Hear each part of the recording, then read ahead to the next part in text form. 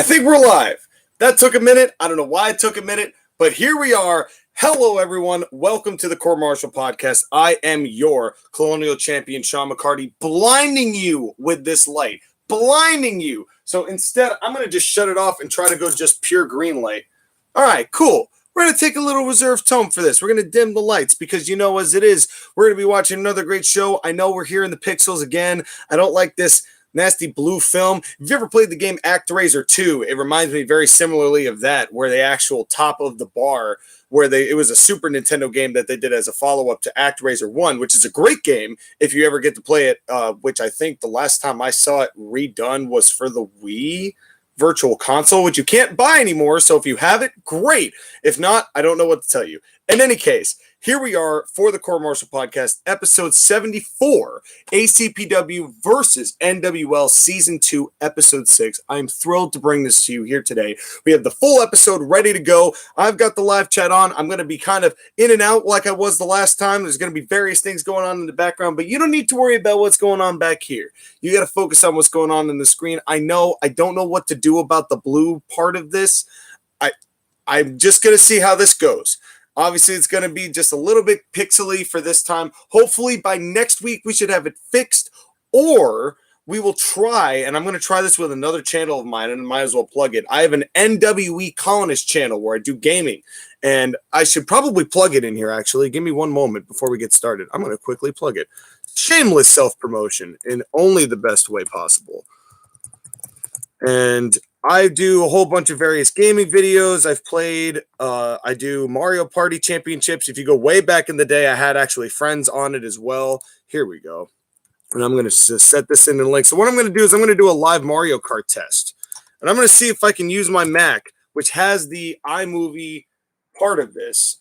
And I'm going to try and record as I do that, you know, kind of to keep this thing going. So I'm going to see how this works. I'm not sure if it's I'm just going to give it a shot and see what happens. So if you want to see what's going to go on, that's where you're going to be able to find it, is right there. So while it's right there, I'm going to try that out. And if it works, and if I don't have the new software yet, or if something has gone on, what I'm going to do is I will try to do it from the Mac, and then you might be able to have no pixels and the quality show that you deserve. So hopefully we'll be able to get that. But until that time, we're going to be doing a little bit of pixel game here. But episode 74, I hope you guys enjoy. It was a really fun time setting this up. Skylar and I had a great time, an absolute great time putting this together. I'm thrilled to be able to bring this to you. So ladies and gentlemen, for your viewing and auditory pleasure as best as you can through this laptop, here is the Court Martial Podcast, episode 74.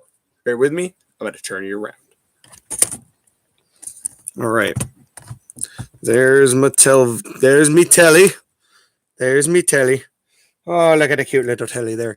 All right. I'm just going to scoot you up just a wee bit. So hopefully you'll be able to see this halfway decently. I think probably once I turn the light back on, that's going to, in a literal and figurative sense. And you're going to see all this live just for fun.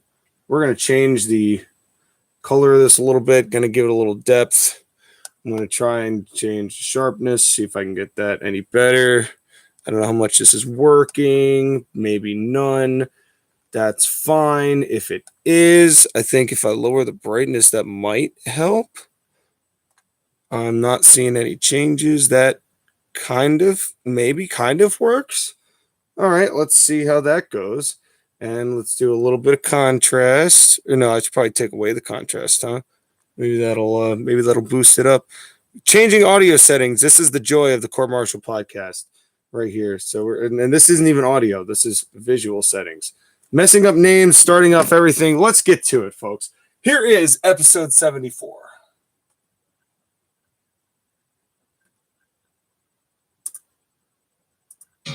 Ladies and gentlemen, welcome to the Court Martial Podcast. Introducing your host for this evening first. He is the host with the most from the West Coast, the Bay Area Brawler, Skylar Greenberg. And his partner, he has colonized, energized, and revolutionized the podcasting wrestling world today.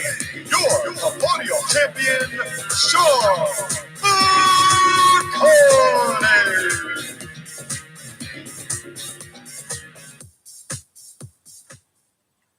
And Welcome, ladies and gentlemen, boys and girls, and everything in between. It is going to be a tremendous episode of the one and only place to catch the superior professional wrestling booking of all time here in 2021 of the modern era.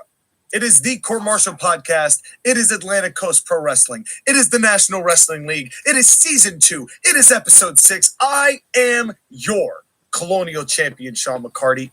Thrilled beyond measure to be able to bring to you another exciting programming here on this live stream replay as you are watching me from my TV today. Thanks to technology being what it is, and hopefully we will have that fixed and changed before we know it. But here by my side to still give you every piece of intense action there is humanly possible in these bookings, the man of the hour, the man with the power, too sweet to be sour. He's the most official, licensed, branded, badged proprietor of the National Wrestling League, the Bay Area Brawler himself, Skylar Greenberg. So it's a TV screen on a TV screen. Does that make it our version of the Thunderdome? Yeah, sure, but better, because we're not owning all our fans' identities when we do it. For all perpetuity throughout the universe of all time. Yeah, read those contracts, folks. I bet a bunch of you didn't. No, they did not. No, they did not. But moving right along, I don't want to talk any more about WWE or AEW. I'm sorry I even said its name the first time. We've got some tremendous shows. How you doing, buddy? I'm doing good. I'm here to talk about some quality booking. Yes. And now some really terrible booking. Yeah, yes, absolutely. Now, I will just reiterate here before we get started that we are not using any of the 10 slots on this week's show that we drafted last week, which you saw on Monday of this week. And the reason being is that this whole technology thing has kind of thrown things in the whack, but we are allowed to vignette. And I'm going to just spoil it. I'm not going to vignette. I'm just going to do that on my big August show in Baton Rouge, which I will give the name of a little bit later, I believe, once I find where it is. And yes, there it is. So, and the other point of order I want to make is that I am actually going to go first this week because next month, in August, I have my big August show, which I will reveal the name of in a little bit. And then in September, Skylar, I hear that you, the National Wrestling League, have got a big show of your own. In September, yes, we do. It is the return of the Hart Foundation Cup. Yes, that's for those of you Chikara marks out there, that's basically the King of Trios, but way better. Yes, because it actually honors a tag team that deserves to be honored. Yes, and that's a lot of fun. And, of course, the ACPW participated in that last year. Really fun time. Can't wait to see. Maybe they'll participate again this year. Hey, question mark. You never know what's going on. There's a lot of time between now and then. A lot of things can change. But speaking of things that are ever changing, we have Atlantic Coast Pro Wrestling's episode 13 coming to you. Now, Skylar, I did this as a joke, but I want you to guess where we are here in Atlanta on the Atlantic Coast. I'm going to give you 2 hints. We are in Florida, and we are in a well-known building. Okay, I'm going to guess that you're going to be in some place called Daly's Place. We are not in Daly's Place. Good guess, though. Good guess. We are not in Daly's Place. Funnier. Oh, funnier? Yes. What's funnier than Daly's Place? We are live at the Impact Zone in Orlando, Florida.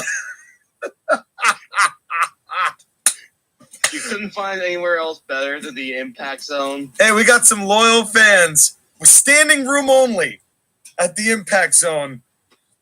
Whatever's left over from when TNA used to be there. That's right. Well, we're drawing better crowds than TNA is there, I would imagine. Besides, we're just a territory nonetheless. But in any case, we've got ourselves a really somewhat, in my honest opinion, uneventful show, with the exception of the very end. Here to ride it on. Are you ready for episode 13? Well, you have to remember that with your shows, you have to cool these people down before they get ready for the real hot energy that's going to come later on. Right. A lot of this is built, and you can't have major things happen at every single show. And even though there are major things that happen on this show, now I ask you to bear with me. You're going to hear a lot of flipping pages because one of them is the order of the show and the other is like the actual like finishes and things like that. So there might be a little bit of back and forth. Well, we'll do what we need to do, and we'll have the paper that we need to have. That's right. And so we're going to start out with action. Our first match is Andrade with Zelina Vega versus Rob Van Dam. That's a weird match now that I think about it. It's a little bit different. This match goes about 8 minutes out of the 10-minute time limit, so there's plenty of time for things to go down. And the finish is Van Dam goes for a 5-star, and when he goes for the 5-star, Zelina actually just pulls Andrade ever so slightly out of the way. The referee sees that and is going to mess with Zelina, but that when she pulled the arm out of the way, she handed him a loaded hand of either like brass knucks or something. Not powder. I don't want to use powder in this situation. It's opening match. But cheated. Let's use a pack of quarters because brass knucks is someone else's gimmick on this show. Yeah, that's right. That's a mostly Briscoe's thing. And so he used the pack of quarters or something like that, like we did, even though we did the pack of quarters last week, something to mess with, to hit Van Dam, knock him out, hammerlock DDT. The point is cheat to win, but Andrade wins. Fair enough. And then we have Tony Schiavone come in. Oh, come on, Tony. Have you had enough therapy? And Tony goes in and goes, Zelina, this, of course, was a major win. Actually, he goes to try to talk to Andrade.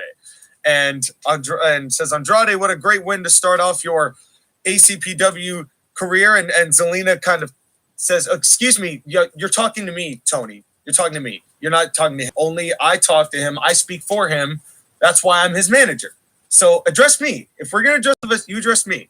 Tony's like, okay. Zelina, Andrade with an impressive win here over Rob Van Dam. An impressive. Where does Andrade go from here? And Zelina goes, well, let me first correct you, Tony. You first said that it was Andrade's first victory here in ACPW. Let's not remind you that Andrade has competed before, and he had a draw, but practically a win because Andrade had basically had that match won against Finn Balor. And have you noticed that Finn Balor looks quite a bit like a ripped child? Like he's maybe 12 years old. You ever notice that nobody really talks about Finn Balor? I'll tell you why nobody talks about Finn Balor.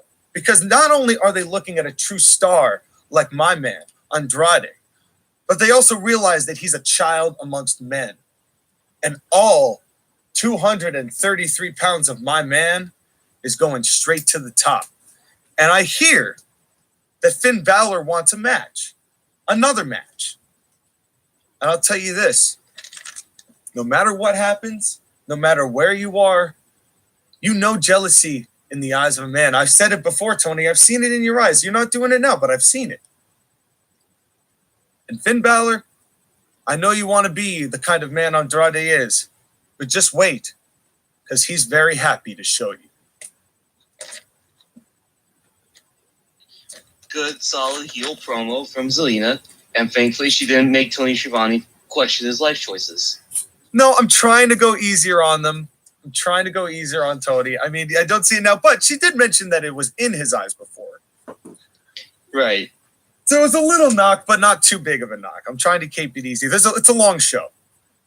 Exactly. Tony has a long way to go before he gets saved. So obviously challenging the manhood is Zelina Vega. So then we have another promo here. Let me find it. Here we go. So we go back to Matt Striker and Taz to talk about that match a little bit and probably go to a break. Or you know what? Here's a good vignette. I'm going to pop a vignette in here because I have this moment to give a little break. It'll only be like 30 seconds. And I'm going to vignette Serena Deeb because Serena Deeb is fantastic. And I feel like I'm not going to even plug it. It's just vignette coming soon. Serena Deeb lets people know that she's on her way, gives a little description of who she is. That's it. Right, like a video, some of her work, her talking about her opportunity, and now she's here. Yeah. And something like that. Yeah, I'm not going to put words into her mouth on that promo. I'm going to let her just do that because Serena Deeb is fantastic. So then we go down, and we are in the ring with JR, who is in the ring with Adam Cole and Roderick Strong. And JR says, you guys have had quite a tumultuous time here in ACPW, but you guys have stuck together as a tag team, and I'm just really interested to see what are things going on next for the two of you.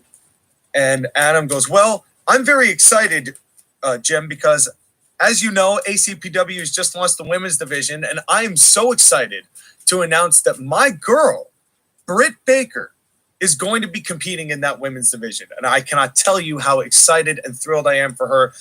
All she has ever wanted is to be a professional wrestler. She has been training and working so hard to be here. Every single step she's faced, not only working with me, but working with so many others. I'm so excited to bring her into the fold. She is going to prove to every woman in ACPW that she is the very best that this business has to up. And just when he's about to say that, Roderick Strong grabs Cole's hand kind of violently and just like puts it down and pushes Cole back.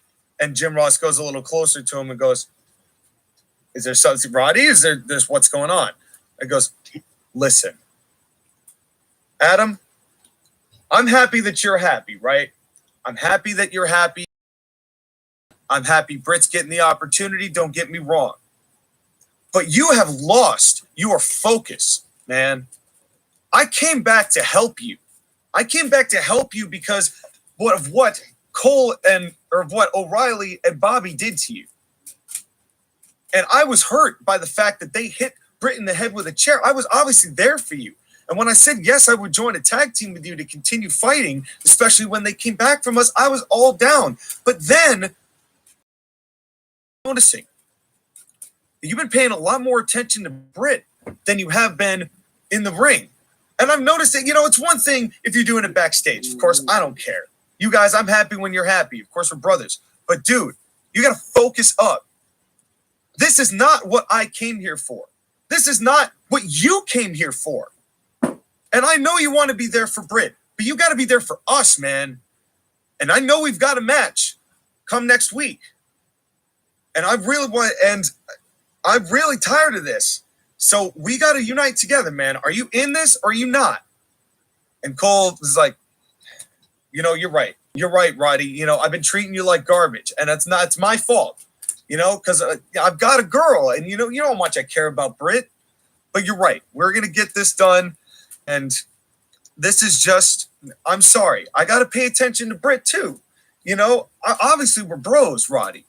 But, you got to understand in a relationship like this, where I'm really encouraging her and she's going to be on the show, I got to take care of her, too. It's a lot of responsibility for me. And I know you have my back, and I have yours, right? All right, he's like, yeah, I do.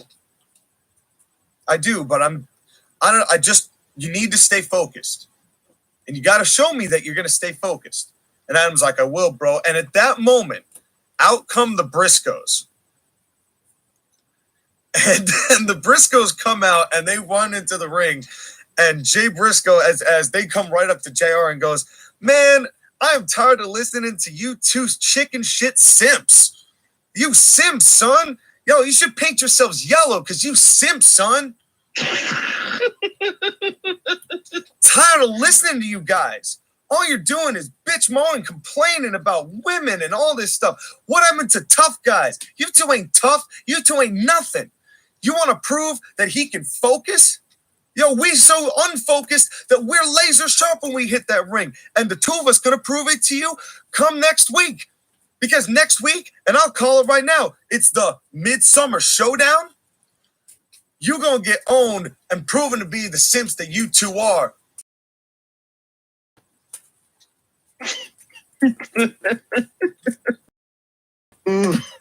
Wow. So, we now have a confirmed match. It is Adam Cole and Roderick Strong versus the Briscoes at the Midsummer Showdown in Baton Rouge. Well, first off, great way to plug the show name. Thank you. Secondly, this is interesting because Adam Cole loses his friends because of his love for his girlfriend or wife at this point. Well, potentially. It depends on it. But Adam Cole did admit it, though. He did say that he was distracted. But it's also hard not to be distracted in this situation. So, but it feels weird. Like, this tension feels somewhat out of nowhere. Like, this has to be building up over the past few weeks. Because Roddy, at this point, I understand it. He's trying to help Adam Cole, but Adam Cole is focused on his girl. And because of that, he's not the Adam Cole that we remember. Right, and we saw it manifested in the match where they lost because Adam Cole was too busy worrying about Britt getting hit from offside out of the ropes that he was not there for the tag when Roddy got pinned. Right, so, I mean, hopefully they got to figure out a way to get on the same page because the Briscoes are real serious and they're going to turn them into chicken shits. Yeah, this was by the way, I had a really fun time coming up with that line. And I just finished. I watched that match that Mark and Jay just had, if you can even call it that. Weird. It was a cinematic match. Weird, but had an aesthetic to it. I will admit. It was weird, but had an aesthetic to it. But I was definitely heated up on all that level crazy that those two are. So in any event, we have another match. It is Trevor Mann versus Darby Allin. Okay, it's the battle of the little guys. And this match goes 4 minutes. Trevor Mann hits a quick 630 and it's over. That's good. I mean, I feel bad for Darby, but he's just not going to be able to beat up against the other guys in the division, especially because they're all bigger than him. He just can't. But he lays his stuff in. He still does the cheating stuff. You know, it's not that he's not good. It's just that he's not big. And neither's Trevor Mann, but I actually have more to work with Trevor Mann. Sorry, Darby. Interesting. But in any case, that's pretty much just open and shut. Nice and easy one. Then we move on, and Tony Schiavone is backstage with Brian Cage. Ooh. And Tony basically says, well, Brian, this is, of course, me, Tony Schiavone, interviewing you, Brian Cage, here on this show, ACPW. And you have got a title match that you earned against Jeff Cobb.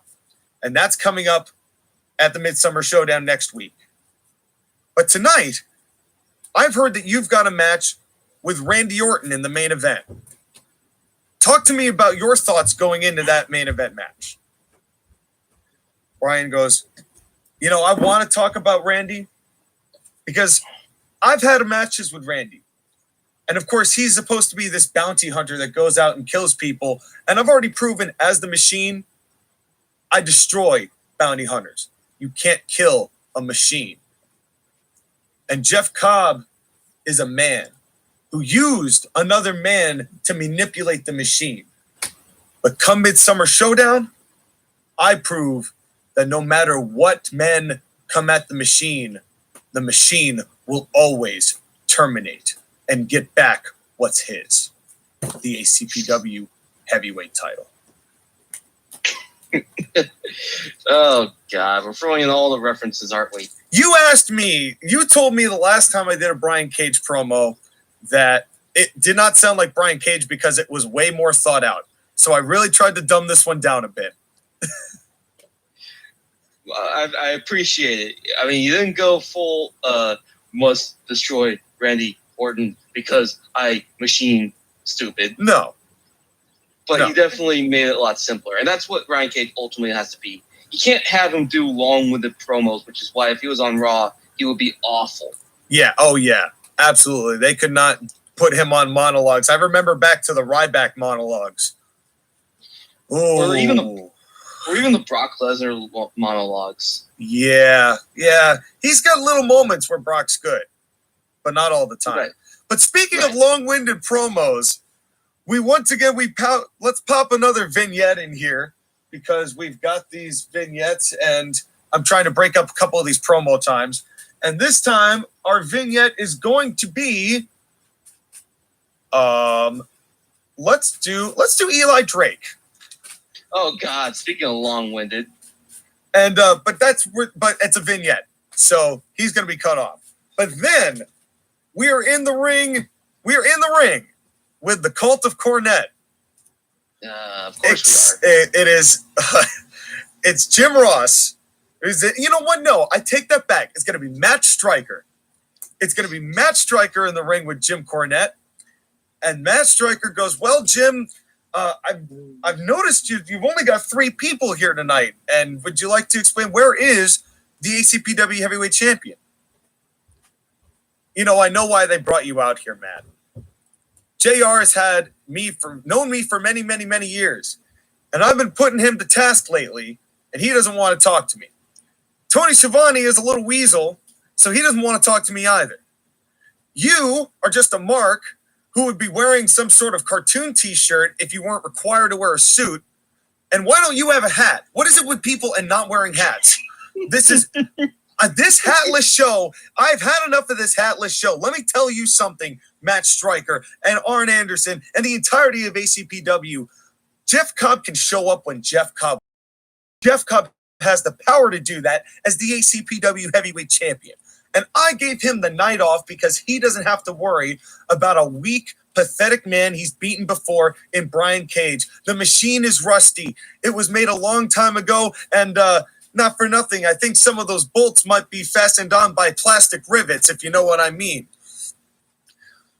But now, let me explain something to each and every one of you out there. There's this group, Outlaw Inc., who thinks that they're at the top level, that they can compete as wrestlers with gods like FTR. And I'm telling you, from the very bottom to the very top, I've seen the best come and go through this business. I've seen the best of the business rise. I've seen the business fall and the stars rise. I've seen the stars fall and the business fall. I've seen everything fall, and that's why I made it a vow to make sure that people like Outlaw Inc. aren't championship material, aren't classified as wrestlers. They could be fighters. There's UFC now. There's sack of shit wrestling out there in the bumfuck areas, in the streets and the slums of places like New York City and this filthy scumbucket known as the Impact Zone. Oh, boo, boo. And trust me, this place is more than familiar with scum. But speaking of scum, it turns out that no matter who comes up to face against gods, look at the chiseled bodies of these men. Look at the gritty faces of true men in this field. There's men and there's boys, and the men behind me are the greatest that professional wrestling has to offer. They've always been, they always will be, and make no mistake about it. When the Midsummer Showdown comes around and it's all said and done, the champion will retain his belt. Randy Orton will find another target to snipe the head of and take out. So on the way to complete dominance of Atlantic Coast Pro Wrestling, and the trash will be taken out by the people who know best how to beat it down and compact it. And that, get a fucking hat. Okay, so many references in that one. We got references to Impact and TNA's early days. We got Impact to the professional wrestling group known as Scum.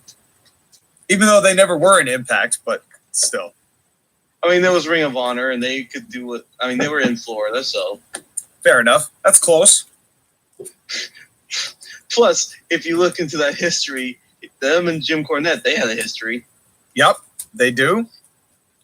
But and I feel like I should sue you because you're taking some of my material, damn it. Well, maybe this is why I volunteered to go first.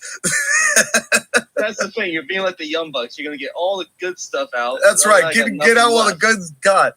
And the going's good. But whatever. But it's a good promo from Jim Cornette. It gets the heat on everything that they do. And boy, oh boy, we have a main event tonight. Yeah, Orton and Brian Cage in our main event. Well, the next match, we have another matchup, and you're not going to like it. I'm probably not. It is MJF versus everyone's favorite heel jobber. Who loves me and my art? Everybody loves my art. Yeah. It is Kenny Omega. This one's fun. This is just a pile driver by MJF and just takes him down. It's real quick. I didn't even give this a timestamp, but it's real quick. We got time. We need this time. And now MJF, now in the ring, Tony Schiavone comes into the ring because we're trying to cycle everybody. And Tony Schiavone goes, well, Maxwell, you have pretty convincingly beat the artist Kenny Omega. And now I hear that you've got, and he goes, I'm going to stop you right there, Tony. This is no disrespect to you, but I got to get something off my chest. Last time you saw me, I had spit on my face, and I wasn't allowed to get my revenge. Somebody hawked the biggest loogie I've ever seen that I haven't given myself onto my face, and I couldn't let that stand. And now I'm going for his ass. I'm taking his ass down, and I'll sit here and wait in this ring until he comes out. I don't care if I am here all night. And so Tony's like, oh, well, but conveniently, it turns out the next match is, in fact, a matchup with Shorty G in it. And MJF goes, well, ain't that something, Tony? It's a wonder. It's a wonder they bring him out here. So why does he come out? I'm going to sit and watch the match. I'm going to watch the match. Right? Yeah. No, I'm totally going to watch the match. And Tony's like, you're going to hit him, aren't you? He's like, no, I'm going to watch the match. I'm going to watch the match. But would you not strike someone if they spin? I'm going to watch the match. I'm going to watch the match. So he goes over and he sits down in a chair. And then out comes Shorty G. And Shorty G comes out and he walks down a little bit and he sees MJF and he just throws his towel down. And Shorty G comes out and MJF just charges him and they just start brawling. And this match, the matchup was supposed to be Shorty G versus Finn Balor. I think we're not getting that match. I don't think we're getting that match. They just immediately go into a big old brawl. And then finally, referees are coming in. And as this happens, Shorty G hits one referee, maybe my mistake. And MJF shoves another referee. And Arn Anderson comes out, which is something he doesn't normally do. Goes, that's enough. That's enough. Break it up right now. You break it up or you're both fired. Break it the hell up. And so they separate. He goes, okay, I've had enough of this. First of all, you don't get to come and shove referees on this show and not pay the consequences. So both of you tonight are not getting paid. Ooh. You can think about that tonight as you've gone and been immature about this. You two want to fight each other so badly. You get to fight each other so badly. At Midsummer Showdown, it's going to be Shorty G. It's going to be MJF. Best of 3 falls. Finish it there and think about what you've done while you pay your own cab fare back to your apartment. You know what I like about this? Laying down the law. There's no repercussions in professional wrestling anymore for fighting because there has to be some type of decorum. Yes. It's got to be some level of class here. And good on Arn Anderson taking a playbook out of every other booker from the 80s, especially guys like Ole Anderson who would not put up with that shit. Yeah. Yeah. This was, striking a referee on purpose. Ref bump is one thing, but striking a referee on purpose, that has repercussions. You can't do that.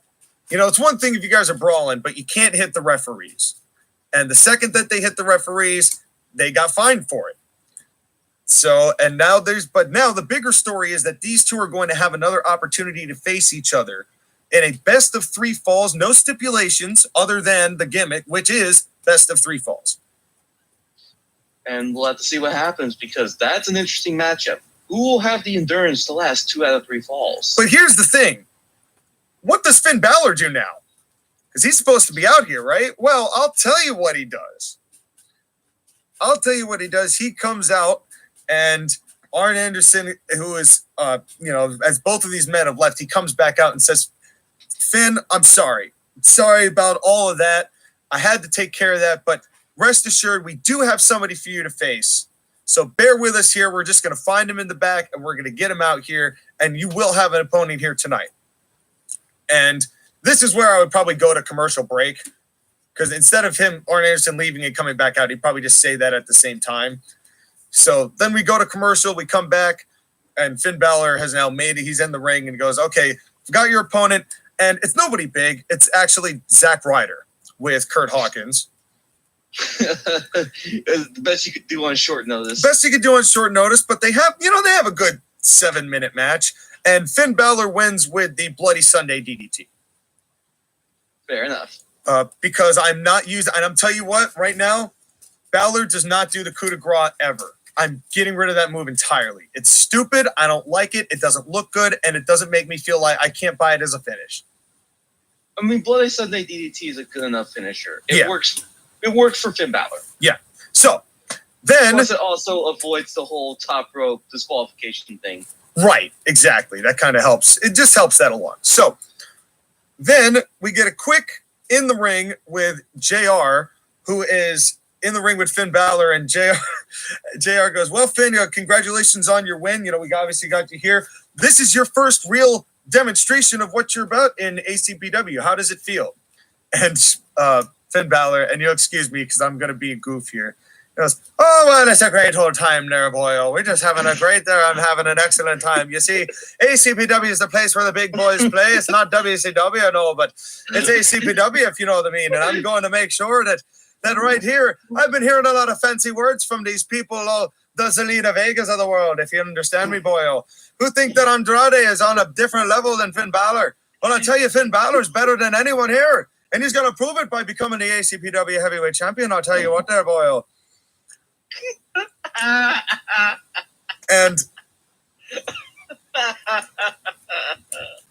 And so, but Finn Balor's so that's that, and he's gonna I'm gonna teach on that Andrade a lesson there, if you know what I mean, and all that. So that's that's the Finn Balor promo. I don't know whether or not to laugh because it's so good on accurate or so bad because it's such stereotypical. I did preface this by saying I'm just being a goof, because obviously Finn Balor would cut this in a much more serious tone. Obviously, and you made him sound like a Made him sound like Sheamus. It's a shameful thing. No, you made him sound like a fast-talking Sheamus. Like he's like a carnival barker, he's like an Irish guy in New York City talking fast. He's like a New York City cab driver. Don't worry, I'm not going to dress him up. What are you doing today? Where would you like to go today? I think anywhere on the New York City. Oh, tell me about your day, man. Tell me about your day, lad. Yeah, well, that's pretty much what we're doing with him. But so anyway, so Finn Balor. Man, time with this one. Just so you know, there will be a time. And it may not be here in August, but there is a time coming up that these two, Andrade and Finn Balor, are going to have another match. It's obvious about that. They both called each other out, but there's no guarantee that that's going to happen next week. But there's definitely animosity between the two parties. No doubt. So now we go to the back, because I told you there's a lot of talking on this show. We go to the back, and it's Trevor Mann with Tony Schiavone. And Tony Schiavone says, well, Trevor, this has been the third of a string of very impressive wins for you. And obviously, you've got to be looking forward as to what's going on with you and what's heading forward. So, Trevor, what does it take now? How does it feel that you know that you're really starting to gain some momentum? Well, Tony, it's a tremendous feeling. It's tremendous to know that I've known all along that I could do this. And I've faced some adversity over the course of my time in ACPW, but that's not stopped me and will never stop me from getting what I deserve. And guess who walks in? Oh, I don't want to guess. It's Paul Heyman. Oh, no. Trevor, my boy, how are you? It's been a week. I've given you plenty of time to think. And, of course, I'm a man with a lot of things to do, and my time is a little valuable. But you, I believe, are worth my time to cultivate and create greatness. And they say you bounce around that ring. I've seen you ricochet from place to place. You're as fast as a puma. But you, Trevor Mann, are more than we are past. You are so much more the future of ACPW. Allow me to take you there. And Trevor Mann goes, you know, Paul, I really have thought about it. And I'm honored. I am honored that you would come to me, of all people, to want to take under your wing. But I've said it here, I'm getting this by myself. I knew that I could do this from the start. And these wins have proven that I'm here and I'm making my statement and I'm slowly working my way up. And I know that if I believe in myself and rely on myself, I can take care of business. So while I am very appreciative of your offer, Paul, I'm good. And the change in Paul's face goes from that sly smile to a bit of a frown. Not an angry frown, but just a little bit of a frown. And he looks down for a second, and he smiles once again and goes, no problem. Seriously, not a problem, Trevor. I understand. Hey, listen, you're going on a major run, and I wish you nothing but the best amidst every obstacle you'll face.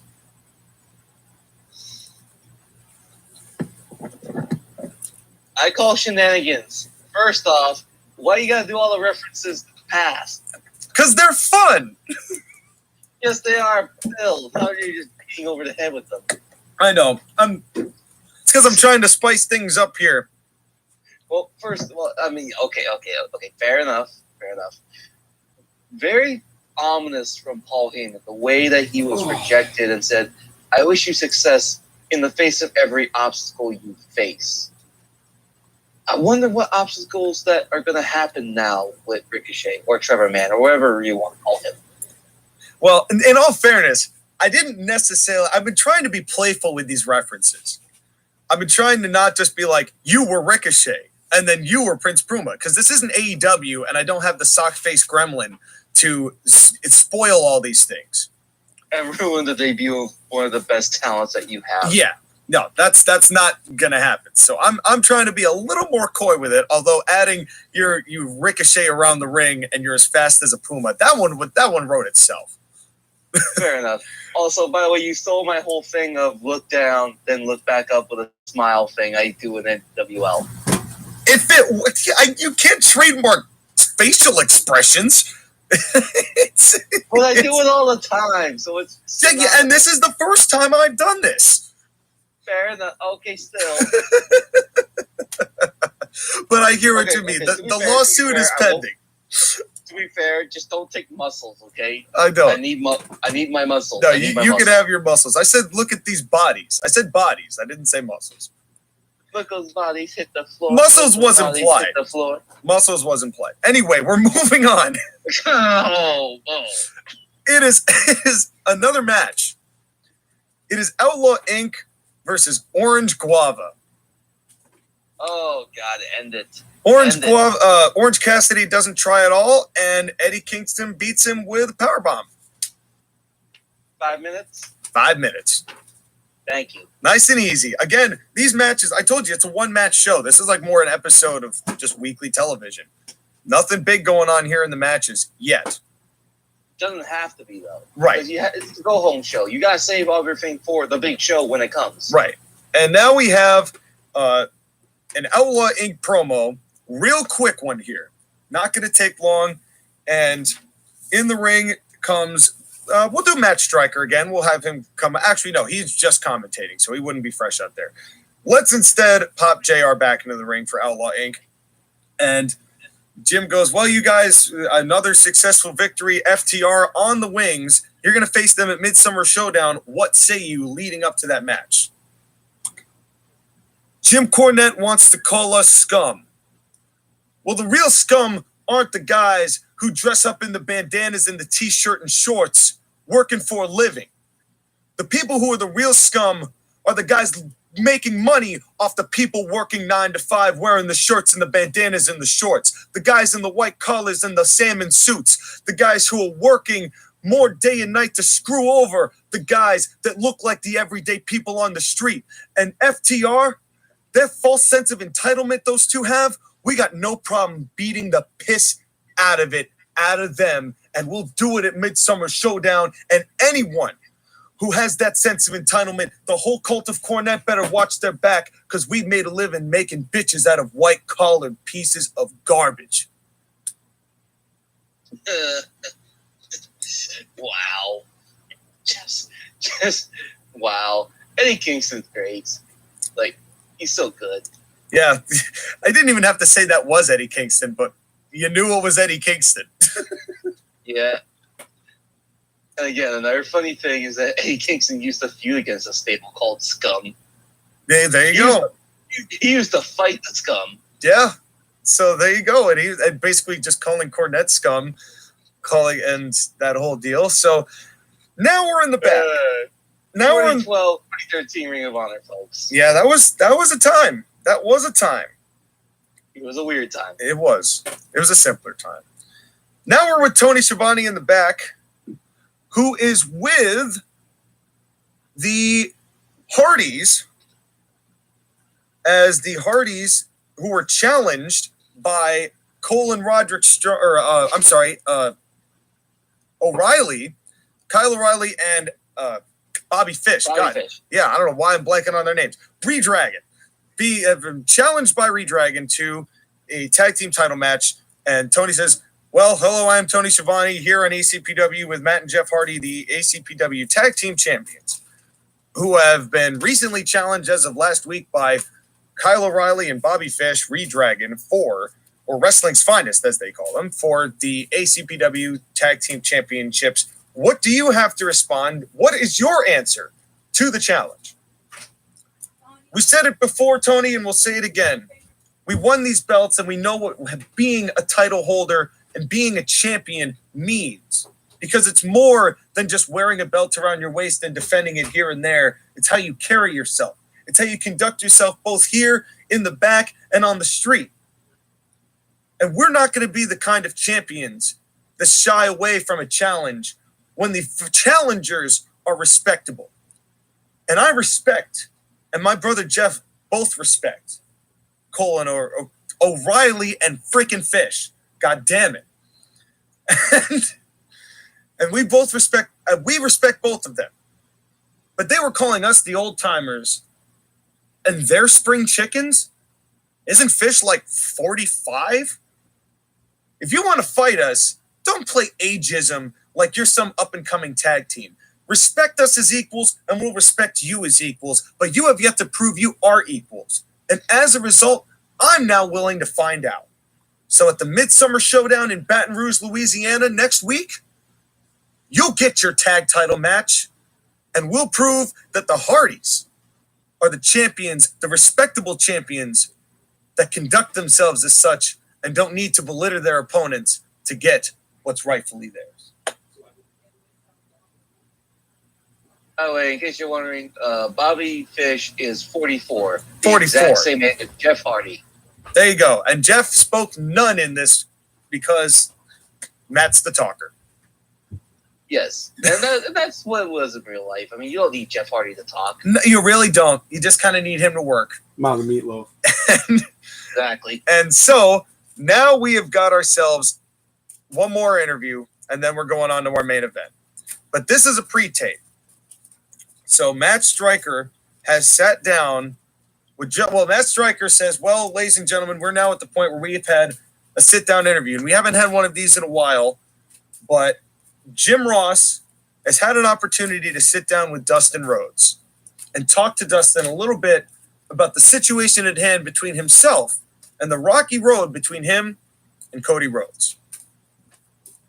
And JR goes, well, Dustin, you and I have, God, how long has it been? 30 years? 30 years. Yeah, it's probably more than that since I've known you, Dustin. And what a time it's been, and what a glorious friendship you and I have been able to share. And Dustin, I always know that you've always been able to tell me in all honesty what's been going on with you, and I want you to feel like you can do the same here today. And Dustin's like, Jim, obviously you are one of my best confidants. I wouldn't be where I am without you. You know, we've been best friends for a long time, and I know I'm up there in age, but that doesn't mean that you have not been a mentor figure to me. You were one of the most respected commentators of all time, and I'm happy to share anything you might ask. Well, Dustin, you and I are no strangers to having these sort of conversations together. We've had quite a few of them in our time, and I want to ask you not so much about what you're doing, because we know what you're up to, but what is the situation now between you and your brother, Cody Rhodes? Well, I don't want to go into too much detail, JR, because I'm still a firm believer in family comes first. And as a result, not everything in family needs to be aired out. You know, there's certain things that the Rhodes have got to take care of as the Rhodes. I only wish, JR, that Cody understood that perspective. Ever since Cody has become, past about a year or so, Cody has become selfish. He's become overinflated. He's become a man who's manipulated people who had no business being manipulated. It's almost like he just abandoned his entire previous life to go live some lavish royalty scene like he's some sort of king. And you know how disrespectful that is to the name he's trying to take? The man, and if there's anyone who can speak about this man, it's me. It's Dustin Rhodes, JR. The man who's disrespecting my father's legacy. Do you really think that a Cody Rhodes deserves the name the American Dream? Let's put it into perspective. You know why Dusty was called the American Dream, JR? He was the son of a plumber. He came from nothing. He rose up through the ranks, through odds on, thick and thin, as a guy who didn't have the body type, didn't have the look, didn't have the ability to be a champion and to make money and to relate to the common man because he was the common man. Is Cody the common man to you, JR? And I don't mean that in a good way, like he's larger than life. Cody was silver spoon-fed because of my father's success. I always had to live in my father's shadow. Cody didn't. Cody got to live in the glory and the sunshine and the sunlight because he was Dusty's kid. And I got that treatment before, and I found out real quick how little it matters. And now Cody thinks that he's some sort of God amongst mortals and that he's somebody that the people should aspire to? What's the redeeming quality of my brother right now that you would aspire to? The fact that he's got money? The fact that he's got a girlfriend who just shakes her ass in public? The fact that he's got a couple wins here and there but hasn't won a title here in ACBW? Has he, Jim Ross? He is not. So tell me exactly what it is about the Cody Rhodes and my brother that is something to aspire to. Cody, we want you to listen to me. I want you to snap out of this, man. You hurt the woman that you used to love. You hurt your best friends and you turned your back on them. And more than that, you hurt your brother because I don't even recognize you anymore. And I'm not even going into detail, Cody. This isn't even the story. This isn't even the real story because I'm keeping that between us because that's what a man does. But I have been told by Arn Anderson that I get a shot to snap some sense into you, and I'll do it the Rhodes way, the real Rhodes way, by taking a piss in your cereal and smacking you down and making you humble. And Cody, you know my name. I don't need to breathe real heavy, but you'll hopefully remember your name, the real name of Cody Rhodes. A lot of truth in there. A lot of hard truth in there. And this is deeply personal, but it also reflects who Cody Rhodes is, not just as a wrestler, but as a person. Cody, there's a lot not to like about Cody, but but there's also good in him. And I think Dustin still sees that. But he has to beat out the bad. Well, and Arn Anderson has given that approval. So, as a further confirmation, another match confirmed for the Midsummer Showdown. Cody Rhodes versus Dustin Rhodes. 1-on-1. Hopefully it doesn't turn out bloody. Well, I'm not sure how it's going to turn out. This is going to be real interesting now between these two because Cody, as you've noticed, is not here tonight.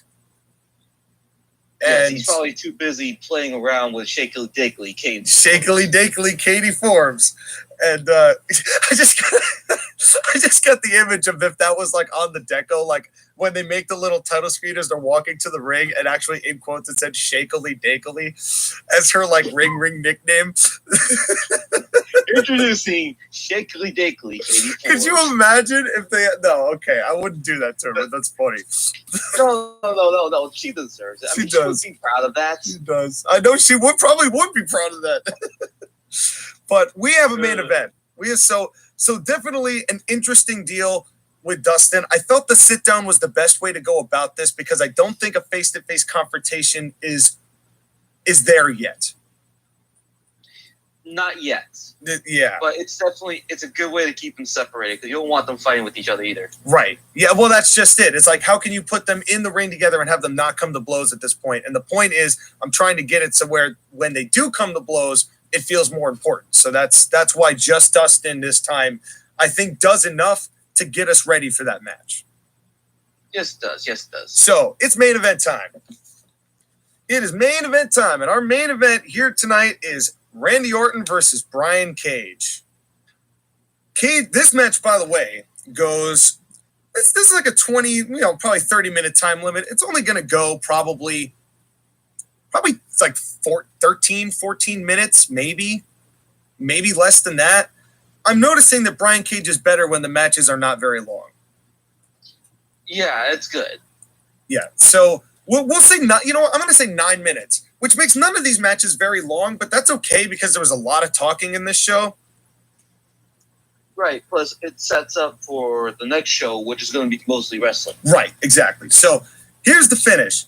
Brian Cage makes the comeback and hits the discus clothesline, which is what he's been using for the win for the most part. Hits that major discus clothesline. Orton rolls to the outside. And now this is, I just realized for this finish, I'm going to make a quick revision. At the very first match, I am going to make it powder when it comes to Andrade and Zelina with the finish. I'm going to go with powder because I need this finish to be different. Okay then. Okay. So revisionist. That's right. So powder. Yep. Just we wound the clock back real quick. Now we're back to the main event. Okay. So Brian Cage hits the discus clothesline. Orton rolls to the outside. Cornette talks to Orton for a minute. He goes over there and talks to him. And just for a quick second, and Cage follows and goes through the second rope and tries to pull Orton into the ring. Well, when Orton goes into when he tries to pull Orton slides hands first through Brian Cage's legs into the ring. And when he slides in the ring, the referee notices that he's wearing a pair of brass knucks. And the referee goes down to take Randy Orton and goes, hey, you can't wear that. And he takes the brass knucks off of Orton and goes to the other side of the ring to throw them away. Well, while he slid in, Brian Cage is still down, hovering over on the outside, and that's when Cornette hits him sideways with the tennis racket. Not with the net side, but with the metal side. Cracks him right in the center of the head, and you hear the bam, where it's a hard shot. I would imagine maybe a little bit of a potato just to sell it. And so there's the distraction. The referee is taking the knucks off. And then Cage, who's just got hit with the tennis racket, staggers around a little bit. Randy Orton hits the RKO. You see the juice on Brian Cage. 1, 2, 3. Ooh. Somebody's not going to be happy. It's a fucked finish. So I don't think this really hurts Cage. Because it's interference not only from the setup from Cornette giving the knucks to Randy Orton, that would be the decoy, but from the tennis racket, which I barely use, by the way. If you've noticed, when Jim Cornette's there, I've used the tennis racket all of 2 times in a year and change. You don't have to use the tennis racket every single time because then it gets repetitive. Right. But now, of course, the only time we only get one post-match, or we only get one set of afters, as I call it. And so we get Randy Orton now going for repeated kicks, because Cornette's just calling him, says go to do it. And then Randy Orton, Cornette goes up and says, gives the signal. Orton goes back like he's going to go for a punt. The punt that got Cage into concussion protocol, going to finish it off. And from the side, you hear the crowd scream, but you don't see who's coming down the aisle until he's in the ring. And it's seconds before Orton's going to hit that punch. In comes Titus O'Neil and comes up, and he's all fired up. And he hits Randy Orton and knocks him down. And he's punching Randy Orton, and he doesn't know what to do. And he's totally just going in hard, kicks, punches into the corner. And finally, Orton slithers his way out, and Cornette and Randy Orton run up the ramp. Titus O'Neil is back, and he is pissed. And this, of course, the crowd has gone bananas because we didn't see Titus the week before. And Titus O'Neil motions for JR to come into the ring and hurry up because, of course, announcers are the only ones with microphones. Remember this. And comes up to this, and JR comes in and says, Titus, I'm just going to let you take this. Listen to me right here, because these words are going to be the words you're going to remember forever. Randy Orton, you humiliated me. You made me look to be a fool, and now the man who's going to be the most embarrassed is going to be you. At Midsummer Showdown, I'm going to give you an ass-kicking of your lifetime. You've never seen it coming. You'll never see it coming, and even though you're the man who does things out of nowhere, I'm going to make sure you end up nowhere, or rather I should say in many places at once, because your body's going to be many different places in many different towns, because I'm going to carve you up, I'm going to embarrass you, and I'm going to make sure that there's nothing left of the Legend Killer. And Cornette, when he's done, I'm going for you, because I know that the puppeteer is the one who controls the puppet, and you're not going to get away with this either. Brian Cage, he'll be ready. He'll be taking on Jeff Cobb, but you watch your back, Orton, because come Midsummer Showdown, there won't be anything left for you except a body bag. Titus O'Neil's back, and he's coming to clash down. And I never have a finish for Titus promos. And you're going to feel the clash of the Titans. Yes. And something like, Titus O'Neil will make that good. He's pissed. He's angry. Hot promo. The heels are like, what do we do? It's a save. We've got to set up. Brian Cage competes for the ACPW Heavyweight Championship against Jeff Cobb at Midsummer Showdown. Titus O'Neil's back. He's pissed. He's out for vengeance against the man who tarred and feathered him, Randy Orton, also happening at Midsummer Showdown. The show goes to black, and we will see you at Midsummer Showdown. I have to give you credit for being able to legitimately build up the excitement for a Titus O'Neil run-in. You never do. I don't really do many run-ins even. Now that I'm thinking about it, it's really kind of rare in this instance. So, but there's something like this where Cage was busted open. He had the advantage on him. And then after this, it was Titus needed to come back and cut this promo and get some level of revenge on Randy Orton. We couldn't just not see him after that. That's true. That's true. And that's a great matchup as a possible co-main event. Randy Orton versus Titus O'Neil. So would you like to hear this card, sir, going into next week that we know of? Break it down. Start from the bottom and work our way to the top. Confirmed matches. I'm not going to give you any of the job matches because they don't really matter. We have got Adam Cole and Roderick Strong versus the Briscoes. We have got FTR versus Outlaw Inc. We have got MJF versus Shorty G in a best of 3 falls. We have Titus O'Neil versus Randy Orton. We have Cody Rhodes with Katie Forbes versus Dustin Rhodes. We have the ACPW Tag Team Championships on the line as the Hardys, the champions, take on Bobby Fish and Kyle O'Reilly. And of course, we have the ACPW Heavyweight Championship match. It is Jeff Cobb with Jim Cornette against Brian Cage. Midsummer Showdown, Baton Rouge, Louisiana. We'll see you there. Good stuff, good stuff. Another quality TV show and a worthy go-home for your next pay-per-view events. Thank you, sir. Promos, but the one major angle I think made it worth it. It did. And now I'll give you a little bit of rest from you doing the talking, and I'll do the talking. Yes, let's hear our next NWL show. The floor, my friend, is yours. And welcome to San Diego, California. And we are at NWL Bad Blood. Ooh, let's do it. And I'll go ahead and list off. We have 8-match card, headlined by Roman Reigns versus Jon Moxley. Oh, boy. And we got other great matches, including a co-main event, Drew McIntyre versus Kevin Owens, Charlotte Flair versus Bianca Bel-Air, and so much more. Ooh, I'm excited. God, it sounds a good show. Now, before we begin, let's reset the table because Roman Reigns became champion. Daniel Bryan is currently injured and not available, and Edge retired. So the rankings have shuffled a bit. Yes. And I'm going to post those rankings right here. And while we're looking at the rankings, I just want to make a quick note that at the very end of the show, when Skylar is finished, we're going to give about 2 minutes apiece on 2 slides, and we're just going to show you what our rosters look like. Now that we have the 40 roster slots, the men's division, the women's division, the tag teams, you can see all 40 slots from both my show and his show, so you know who's on what show going into the next several months. And that way we're all caught up, we're all up to speed, and we can all live happily ever after. Now, because as you all know, Josh Gedden will be building his own roster for South Carolina Championship Grappling. And he's going to be given the option to draft certain people from our rosters.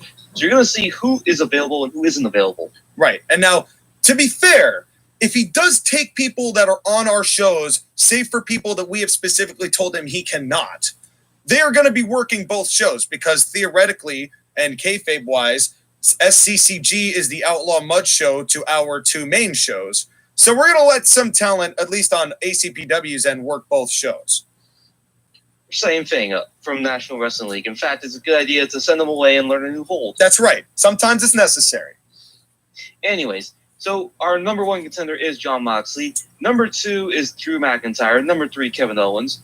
Number 4, AJ Styles. Number 5, Seth Rollins. Number 6, Keith Lee. Number 7, Sami Zayn. Number 8, our international champion, Pat McAfee. And new to the rankings, number 9, Shinsuke Nakamura, and number 10, Dominic Mysterio. Well, he has been gaining some wins lately, in his credit. Yes, he has. Now we're going to go to 3 preliminary show matches. Are you ready, my sir? I am ready. Alrighty, first match, the Young Bucks versus the New Day. I wonder what happens.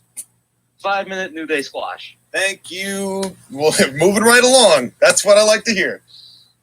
Next match, Dana Brooke versus Rhea Ripley. I can't imagine you have Dana Brooke win this. 6-minute match, Rhea Ripley wins. That's what I'm talking about. Continue. Next preliminary show, Sami Zayn versus Otis Dozovic. With Heath Slater, I imagine? With Heath Slater. I'm going to guess a similar result. Sami Zayn wins in 7 minutes. That sounds I have 1 right. minute to each and every preliminary show matchup. Thank you. Otis tries, but he's a beta, and Heath Slater gets angry at him. That sounds right. Why isn't Otis just leave at this point? Why does Otis like that beratement? Maybe he's just one of those guys who likes being berated. Well, we'll see what happens, because they're going to be in action again. Because starting the show, number 10, Dominic Mysterio versus Heath Slater, with Otis at ringside. Oh. They don't even get to leave the ringside area and do an entrance. They have to stay right there. Hey, well, sometimes when you got to work, you got to work. By the way, it's also an indictment on Sami Zayn that he's on the preliminary show, but he's higher ranked than Dominic, who gets on the main show. Well, Sami Zayn, but the thing, Dominic is still young, and it's like it's hard to really be able to put him in a major rank when Sami Zayn has got like the track record behind him, and he's also gotten a lot more involvement in the past year or so. So I think it's earned. Plus, the other thing, too, is that with Sami, I want to get him some wins because he's taken a bunch of losses recently. I know he's higher ranked, but I need to get him some wins and keep his heat. For sure.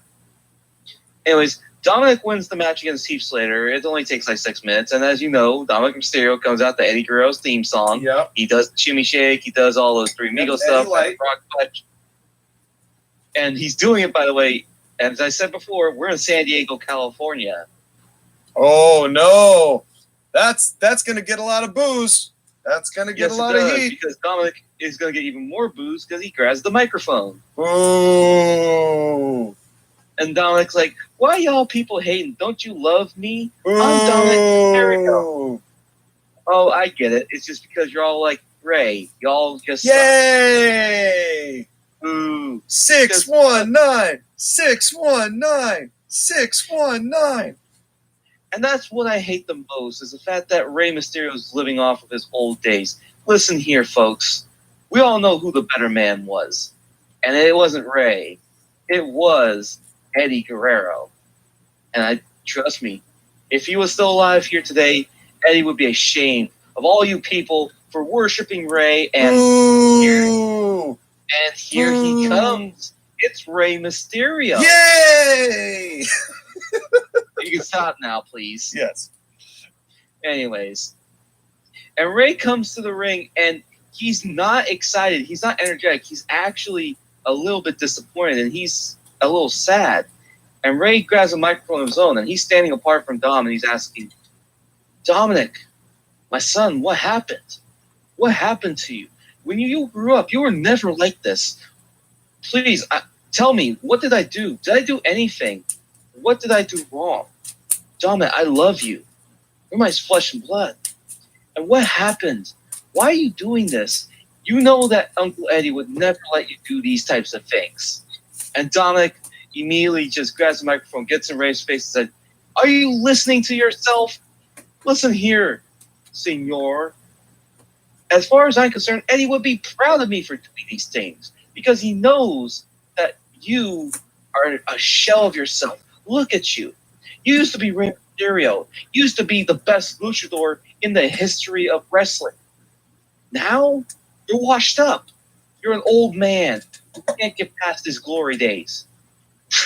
Holmes, I'm ashamed to call you my father. And that gets a real big whoosh from the crowd because they can't believe what they're listening to. And Ray, he's on the verge of tears. And Dom is like, as far as I'm concerned, you are not my father. Eddie's my father. And that's a man I can be proud of. Because honestly, Ray, I can't even look at you. You know what? In hindsight, that match 15 years ago, I stopped Eddie from winning. I should have let him win. Because maybe if I was his son from the beginning, maybe I'd already be in this wrestling business. And maybe I'd already be better than what I am right now. Because the fact is that I've been following you in your footsteps. And that's just sad.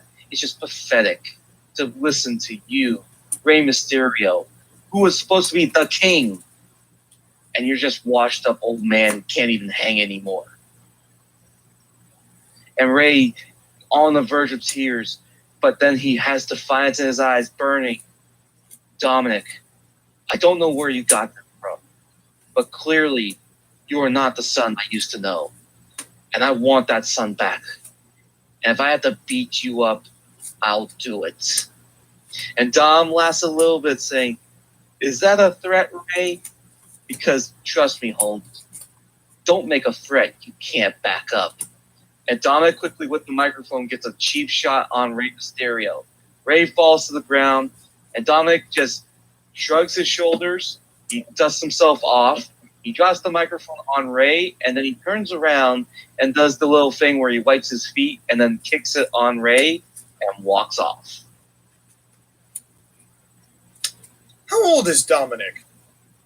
Dominic Mysterio, that's the question. 23? He is 24. 24. Well, in hindsight, I don't really think that Dominic is that much of a natural in the ring. So even if he had started younger, I don't know if he'd necessarily be better at this stage. You know what I mean?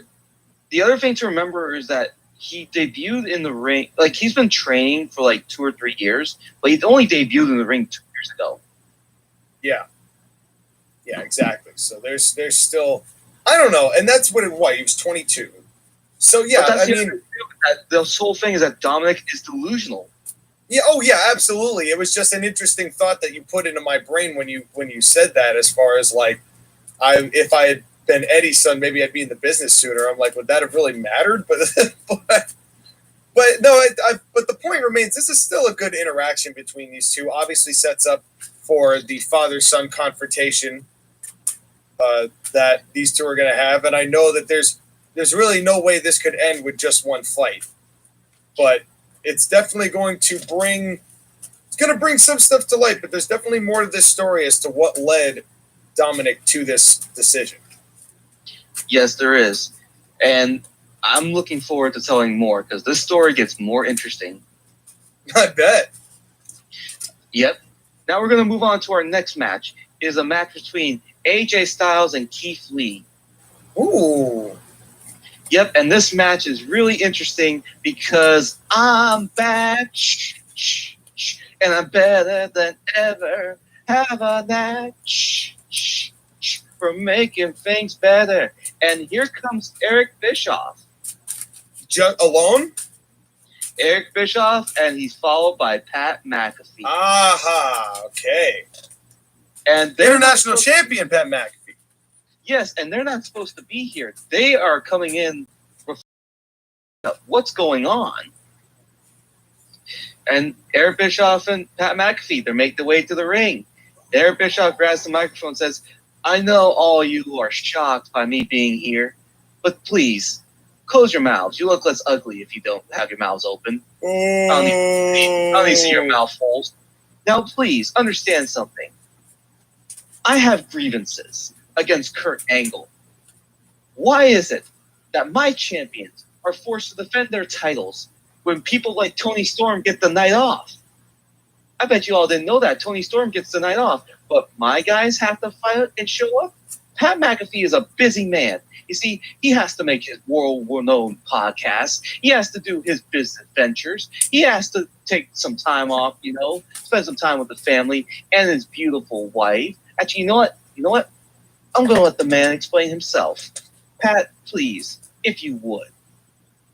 And Eric hands the microphone to Pat McAfee, and Pat says, that's right, Eric. You see, I want you all to understand something. I'm a busy man, okay? I have commitments, and each and every one of you could possibly not understand, especially because none of you slot job mouth breeders would understand what it's like to be with the hand of a woman. Oh, that's true, but boo. And ladies, I know, I feel your pain that you have to be next to your ugly boyfriends and your ugly husbands, and you would want a piece of this. And he lifts his arm up, showing off his biceps. Yeah, you like that, don't you? Well, unfortunately, I wouldn't want to be with any of you ladies either, because none of you look good enough to be able to touch the greatness of Pat McAfee.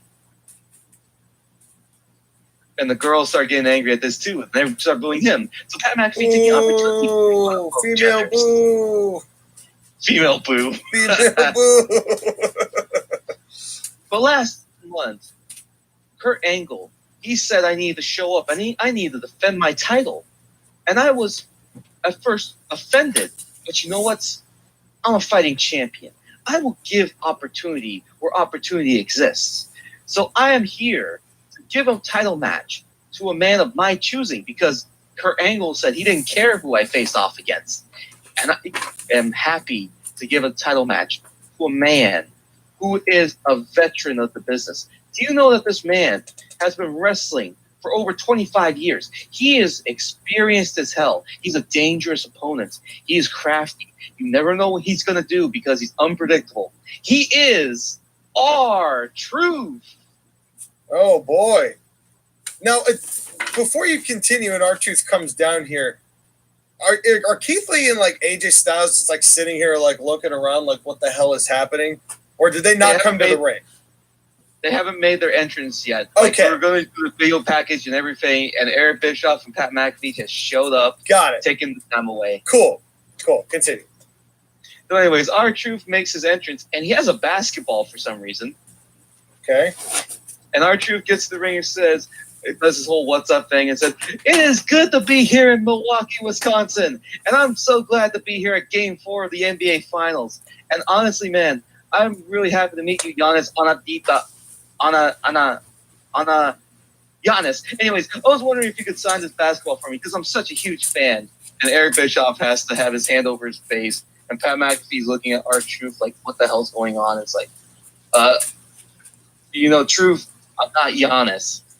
And R-Truth's like, what? So he grabs glasses that's underneath his shoe, by the way. So he reaches into his shoe to grab a pair of glasses, looks at Pat McAfee like, wait a minute, where the hell am I? I'm supposed to be in Milwaukee. I paid ringside tickets for this game.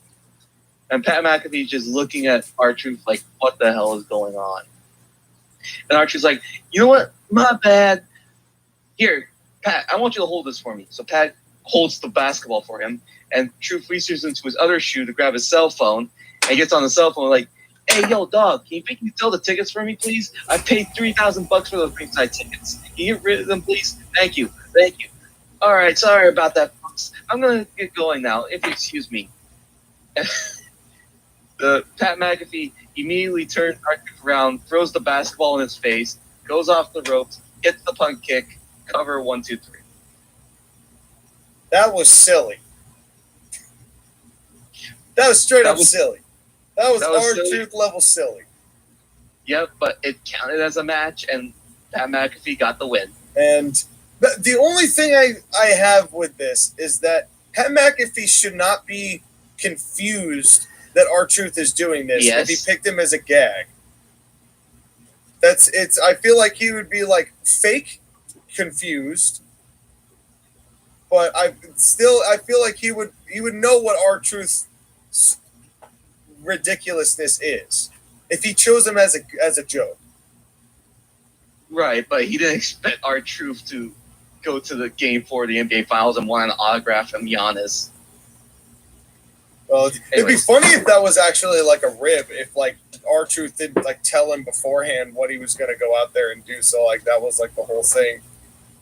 Right. That would be fun because I'm sure that would kind of be difficult for Pat to just keep his composure and not laugh. Yeah, that is true. Anyways, Pat McAfee and Eric Bischoff are celebrating in the ring of their title defense, and Kurt Angle's music hits. Okay.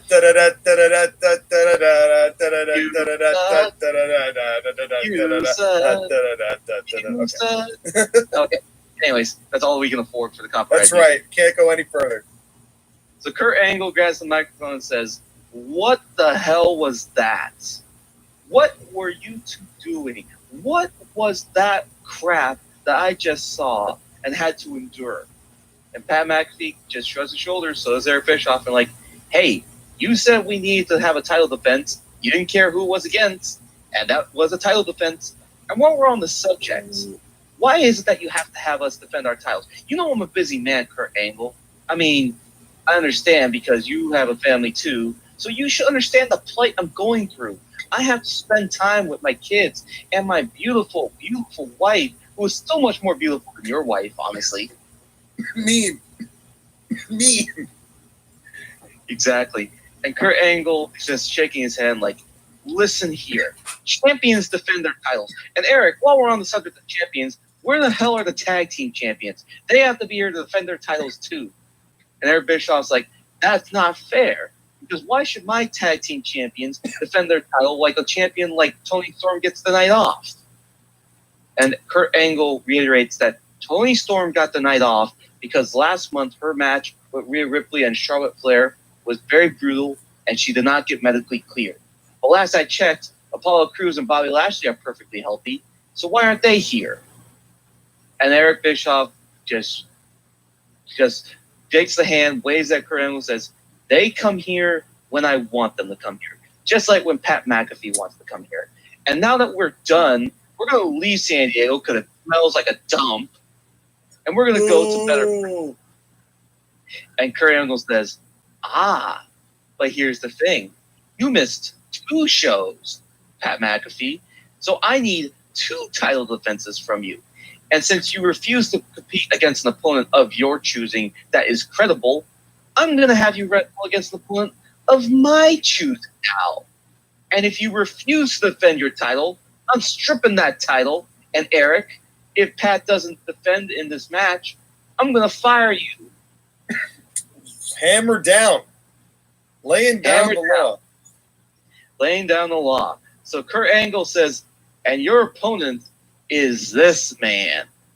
And the lights go out. The violins start playing. Okay. And it is Shinsuke Nakamura.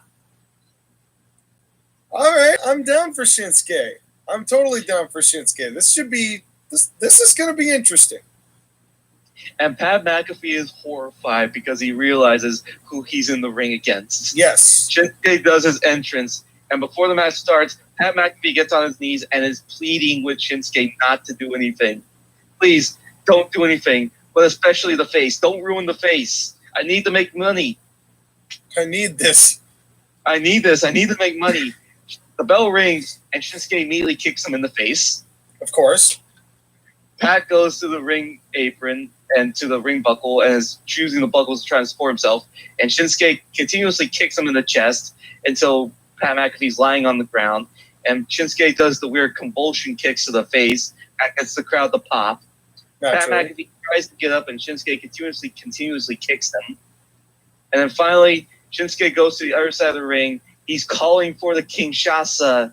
Pat McAfee gets up to try and attack Shinsuke, but Shinsuke hits him with the Kinshasa. Cover 1, 2, 3. And Shinsuke Nakamura is the international champion. Wow. Well, it's a shame that Pat couldn't have just shown up and defended it a couple times, because it kind of hurts that this would happen to him. But you know what? He kind of got what he deserved in that sense. You play with fire, you're going to get burned. Or kicked in the face, as it were. Repeatedly over and over and over. Now he's going to have to wear one of those facial reconstruction masks on the podcast. Exactly. While Shinsuke Nakamura is our international champion. Yeah, well, from debut to champion in short order. That's pretty impressive. Yes, it is. And thank you for giving me Shinsuke, because I appreciate it. I knew you'd do some good stuff with Shinsuke Nakamura. I wanted to put him on my roster, but I had no place for him, but I knew you'd do him justice. Right. And speaking of justice, now we're going to go back to the match that was originally scheduled. Yes. Number 4, AJ Styles versus number 6, Keith Lee.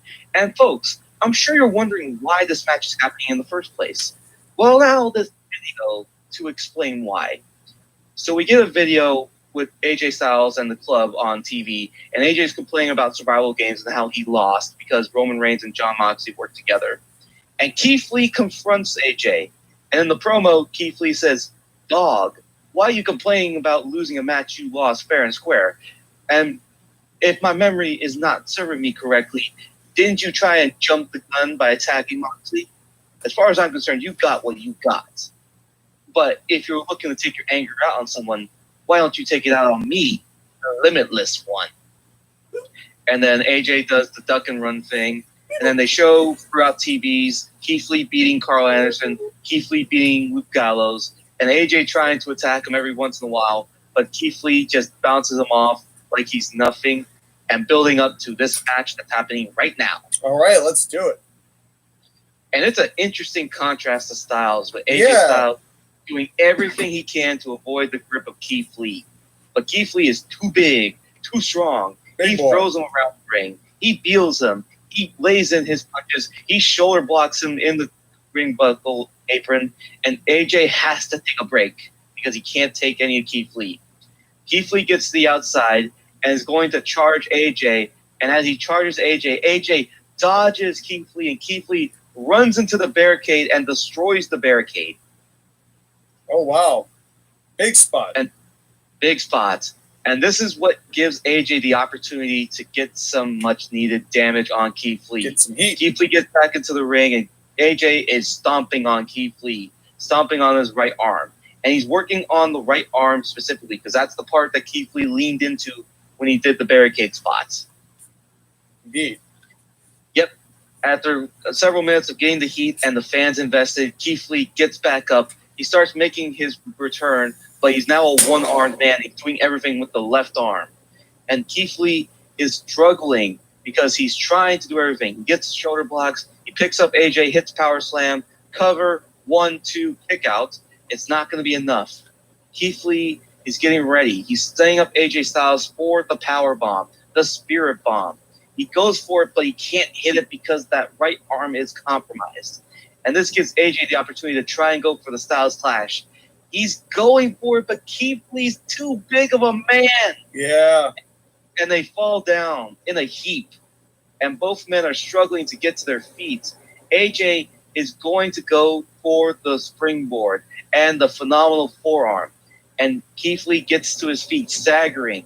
AJ hits the spear. AJ goes for the forearm. And Keith Lee, catches AJ in midair. It's the power bomb. Cover 1, 2, and 3. Keith Lee victorious. And claims the number 4 rank. And AJ falls to number 6 and out of the top 5 for the first time. Yeah, not too good. Now, where was the club during this whole deal? Do they have a match later on, or are they not helping AJ? They didn't appear at all. Interesting. Now, of course, this is all with the context that Keith Lee on TV beat Carl Anderson and beat Luke Gallows. Right. So they may have been suffering their own wounds while facing off against the Limitless One. It could be. It definitely could be. But the big thing is Keith Lee gets a clean victory, and you have to think Keith Lee's number 4. And we know Drew and Kevin Owens are doing their thing, and Jon Moxley's in the main event. But Keith Lee would be a worthy challenger for Roman Reigns. He's a dark horse right now. He's definitely a dark horse right now. Could definitely pop his way up and sneak into those top-ranked positions and get an opportunity when everyone else least expects it. Exactly. So now we're going to move on to a backstage segment with Heath Slater and Otis Dozovic. Okay. And they're both backstage, and they're both frustrated that they're losing. And Otis is like, Heath, we got to try something different. I'll do anything. I'll do anything to win. And Heath's like, you want to know what? I'm tired of looking at your stupid face, man. We need to change something for sure. And I know exactly what we're going to change. So Heath Slater goes into his locker, and he goes into his bag, and he grabs a pair of shavers. And Otis is like, no, please don't. And Heath is like, anything to win, right? And Heath turns it on. We hear the buzzer, and he goes towards Otis, and the camera goes behind Heath Slater, and it goes to black. You know, it'd be really cool is if you also had Heath Slater shave his head. Like, everyone's hairless. This is no hair. This is a no hair affair. This is a no hair affair. I'm not using that pun because it's such a terrible pun. It is, and I'm proud of it. Of course you're proud of it. Of course I'm proud of it. All right, but we may be seeing a new look Otis. We may be seeing a new look Otis next time you see him. That's fair. Bringing him up to speed. Bringing him up to speed. So now we're going to move on to a singles match between Charlotte Flair and Bianca Bel-Air. All right. We get the video package, of course, with Bianca in the middle of cutting her promo and Charlotte attacking her, filming her leg. Then, and that triple threat that happened last month. Charlotte about to win the title when Bianca returns and attacks Charlotte, and they brawl all the way for the fans. And now we get these two in the ring with each other. Yes. I'm going to not go too much into detail into this match because I don't need to. The finish for this match is that Charlotte, she's been working on Bianca Belair's legs the entire match. She already hit her spear in her natural selection, didn't get the pinfall. She's going for the figure 8. So she stepped up the first leg, and as she goes for the second leg, Bianca kicks her off. Charlotte hits the turnbuckle. And then when she's staggering, Bianca grabs Charlotte and tries to hit the KOD. Charlotte reverses it to try and go back into the figure 8. And then Bianca reverses that back into a roll-up, cover 1, 2, 3. Ah, quick pin, but a pin nonetheless. Quick pin nonetheless. And Bianca rolls out of the ring, celebrating the fact that she won. Charlotte is in the ring, grabbing her hair, furious that she lost to Bianca Belair. But it's not necessarily a flat pin, so there's definitely still places to go with these two. You know, it's a she caught her rather than she beat her. Exactly. And I don't need to go into detail for this match because obviously this is not over between these two. Yeah, no, but still, it's a good way to keep things moving forward. It's a good progression, and sometimes that's what you need, especially in the middle of shows like these. Right. And now we're going to move on to the co-main event. Number 2, Drew McIntyre versus number 3, Kevin Owens. Okay. But honestly, this match isn't really even about the rankings. It's about these two just hating each other. Yeah. And the fact that these two have been feuding ever since KO took the title away from Drew McIntyre by less than clean methods. Yes. Drew returning the favor and costing Kevin Owens the title against Edge. And then, of course, what happened in Survival Games with Kevin Owens cheating, but not cheating, to make Drew McIntyre lose his shot at the title. And now it's got to come to blows. And Drew McIntyre is making his entrance, and Kevin Owens charges him because Kevin Owens charges people. This is a good feud to start hot. And these two start brawling in and around the ring for a couple of minutes. Finally, they get back into the ring after being separated by a host of referees. But these two can't be separated. And the bell goes off, and these two start doing the brawl again. And these two are just full of energy and hate and malice. Drew McIntyre is suplexing Kevin Owens like a motherfucker. And Kevin Owens is just punching and brawling and doing everything he can to Drew McIntyre. This is a hard-hitting affair that goes 16 minutes. The finish for this match sees Kevin Owens trying to go for the stunner. Drew reverses it. Drew goes off the ropes for the Claymore, and he misses it. And Kevin Owens, he decides he's not had enough. He goes to roll out the ring and grabs a chair. Hey, no, that's not legal there, sir. And Kevin Owens is going to hit Drew McIntyre with the chair. And the referee immediately grabs the chair and gets away from Kevin Owens. And Kevin Owens is arguing with the referee on the outside. And Drew comes out, and he starts brawling with Kevin Owens again. And they are continuously fighting. The referee tries to separate the both of them. But these two are just rolling around on the ground, punching each other. And the referee is telling these guys they have to separate, or otherwise he's counting them out, disqualifying them. But they can't listen to the referee. They only see the person in front of them. So the referee starts counting. 1, 2, 3, 4, 5. Ring the bell. All right. And both men have been DQ'd. But the resulting DQ means that both men will not be in line for a title shot the next time that they face off against the champion. But that doesn't mean anything because these two just can't stop fighting. And the referees come out again to try and separate them. And finally get them off of each other. But only after they gave each other blows for blows. Yeah, and you could see the welts on both men's faces and sides, and it's not a pretty sight. It's not a pretty sight, and I don't think that you can stop this. They have another match that they're going to have. Well, and they're going to have a stipulation involved as well. There's no separating these two. You got to let them fight it out. And they can't be confined to the basics of a regular match. They need something more serious to solve their problems. That's right. And we'll find out what that is. We shall. And now we move on to our main event. Roman Reigns, the National Wrestling League World Champion, versus number 1 Jon Moxley. All right. Now, interesting matchup here. An interesting matchup, and a matchup between former brothers. Yes. Of course, in the friendly sense, not in the actual sense. Of course. And both of these men, they fought many wars with each other and against each other. But now it's just between the two of them and the world title. And Roman, he tried to get Jon Moxley to join the War Council, but Jon beats to his own drum. He does his own thing. He is his own man, so to speak. Indeed. Anyways, this match, Roman and Jon, they start slow because they just had a big brawl before them. So we start this match slow and hold and surprisingly technical. And it comes to a point where Jon Moxley gets out of an attempted guillotine by Roman Reigns and slaps Roman in the face. Oh, disrespect. Roman grabs his face, looks at Jon, and starts mauling him. And Roman Reigns immediately takes control of this matchup and is working Jon Moxley. Jon tries to fire up every once in a while, but he can't do it because Roman Reigns is a smothering man. But any lesser man would not be taking the punishment that Jon Moxley is taking and give up.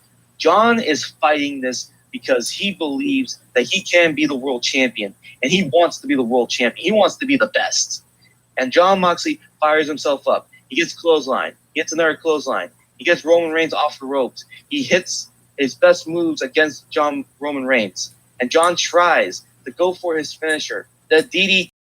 Roman reverses it into another guillotine, but Jon Moxley will not give up. He gets to the ropes, but Roman's still suffocating him to the 4 count of the referee. And Jon, he realizes that he doesn't have much left in the tank. And Roman realizes that Jon may just have an endless motor. So Roman decides that he's going to end it. He goes to the top rope with Jon Moxley, and he gets him in position for a power bomb. And Jon reverses it into a Hurricane Rana. And finally, he gets the cover. 1, 2 kickouts. And finally, Jon decides he's going for the finisher now. He sets up for the DDT one last time. He hits the DDT. Cover.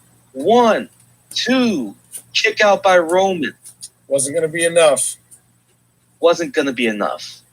And Jon has to ask himself what he has to do. What do I have to do? So Jon decides that he's going to do something he doesn't normally do. He goes to the top rope. And Jon, you can tell, is not exactly comfortable with going to the top rope. But Roman is laying spread in the middle of the ring. And Jon Moxley, he goes for an elbow. And Roman dodges it. Jon gets up, holding his arm. He may have injured his arm. And Roman goes off the ropes and hits a spear. Cover. 1, 2, 3. One mistake is all it takes. One mistake is all it took. And Jon Moxley not being a high flyer, not being comfortable with the top rope cost him because he took way too much time to set up. But it's not necessarily a heel fuck finish either, so it's like it's not that Roman Reigns is cheating every time to win. It was just an overzealous move by Moxley, so it's not necessarily. I don't think it hurts either of them to have that be the finish. But here's the thing, though. Jon Moxley is going to get hurt because the Usos come to the ring and they grab Roman Reigns and they tell Roman that this man needs to be put down because he's just going to get another title shot and he is a dangerous person. And Roman agrees. So they grab Jon Moxley and they start beating him up and they set up for this spot. They go to the ring apron and all 3 of them are on the ring apron and they set up for the Shield power bomb. And they grab Jon Moxley and they throw him from the ring apron to the barricade on Jon Moxley's bad left arm. Oh, man. Ouch. And Jon Moxley, you can see from the angle, it dislocates. Ow. And Ow. Jon grabbing for his left arm, and he's sprawling around the ring. And Roman just smiling at what he does. He holds the title high while the Usos are also smiling, looking down at Jon. We fade out.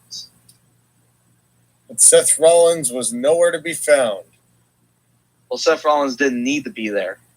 No, he did not. No, he did not. But Roman Reigns did what he needed to do. He took out Jon Moxley. But you wonder how Seth Rollins is going to feel about that, considering that he had to be forcefully loyal to Roman Reigns, and now Roman Reigns has taken out one of the other members of that squad. Conflicting emotions. But at what point is Seth Rollins just brainwashed? Like, and what can you do? If Seth Rollins didn't join Roman Reigns' core council, he probably would have ended up like Jon Moxley. Maybe he's just preserving himself. Well, you never know. We're going to have to find out what Seth Rollins feels, because this is definitely, you never know when Seth is going to rally. But can this get through to him? Will something like this get through to him? We'll find out. Great show, sir. Thank you. And you have got yourself a great, almost going home, stopping at the gas station first show before you go home, before you give us a great show in September. Well, that's the thing, though, is that, again, I'm doing the pay-per-view format. And stuff happened on the show. We have a new international champion. That's right. That's right. The stuff with Dominic and Ray's debut in NWL. That's right. But there's still a lot more coming. There's still a lot more issues. I mean, Drew and Kevin is going to continue. Bianca and Charlotte's going to continue. You know, there's a lot going on between now and then. And plus, we have the fresh blood coming in. That's right. And integrating all of that, there's a whole women's division expansion on your end and a launch on my end that's coming up. And speaking of, while we're actually talking about that, let's give you now ACPW's current roster. Show the graphic here. Now, I have a question for you, Sean. Yes. At the end of this, looking at your roster, what are you excited about, and who do you think has the chance to really break out now that you've gone to 40? Well, the thing is, I really want to be able to showcase the women's division as its own separate entity. You know, not necessarily like it's a subsidiary show or like they're a niche in and of themselves, but it's not going to be like old school 80s TV where it's like, oh, one match on the show, here's all the dudes. You know, it's not going to be like that. I'm going to actually probably go have just longer shows to incorporate a couple women's matches into it, at least. You know, is it going to be exactly equal in number to the men's? Probably not. But it's not going to be treated like, oh, here's my wrestling show and the women. So I'm really excited to play around with what I'm going to do with people like Camille and Shayna Baszler and how Mickie James is going to fit into the mix. And what I'm going to do with Adam Cole and Britt Baker, because as I mentioned, Britt Baker is going to be wrestling. It's going to be an interesting mix, and I can't wait to look forward to it. Yeah, it's going to be fun. But as my roster continues to develop, so showcases NWL's roster, which we pop up here. Who are your favorite prospects going into the second half of ACPW versus NWL Season 2? Well, now I have the entirety of the horsewomen, and True. I look forward to using each and every one of them in a way that is going to make everyone excited to see them wrestle. For sure. And then I'm happy about some of the projects. I'm looking forward to using Raquel Gonzalez. I'm looking forward to using Piper Nevin. I am so happy I have Powerhouse Will Hobbs. I don't want to talk about it. Really Hobbs, baby. I don't want to talk about it. I'm gonna make you major motion pictures with him. Yeah, you leave the dusty to me, baby. You leave the dusty to me, and you go back to your being your dirty John Laurinaitis, the dynamic dude, baby. Yes, John Laurinaitis. Oh God. Oh dear God. And I'm excited personally in the NWL department to see what.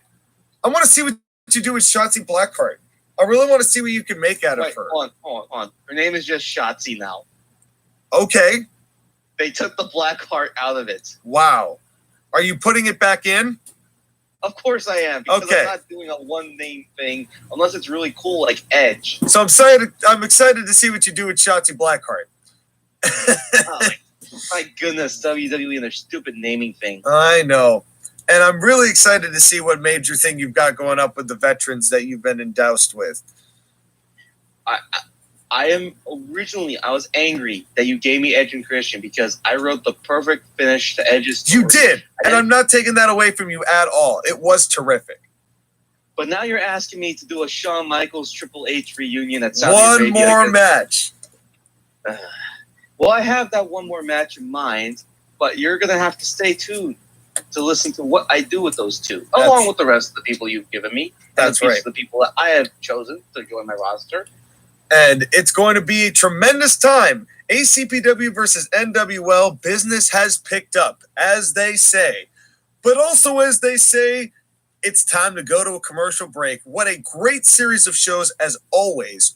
Sky, it's always a pleasure to do some fun fantasy booking with you. And I will see you next week, sir. Yes, you will. And before we go, I just want to very quickly mention this because this unfortunately just happened. R.I.P. Mr. Wonderful Paul Orndorff. Yes, I'm glad you mentioned it. I had heard that he was not in good health of late. You know, it kind of sounded like it was going to happen soon. I didn't realize it was going to happen this soon.